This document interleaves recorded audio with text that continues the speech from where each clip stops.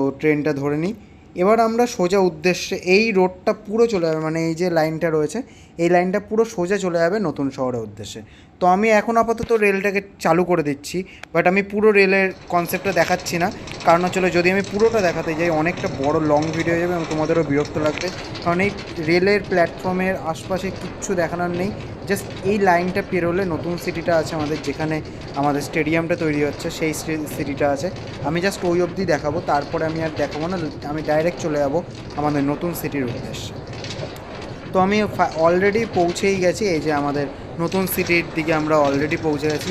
আমাদের নতুন সিটিতে যাওয়ার জন্য এই রেল লাইনও অত জরুরি নয়, আমি চাইছি একটা ব্রিজই তৈরি করে দেবো।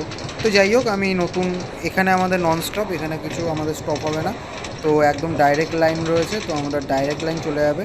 তো আমরা ডাইরেক্ট লাইন নিয়ে একদম এগিয়ে যাই। এগিয়ে যাওয়ার পর আমরা সেখানে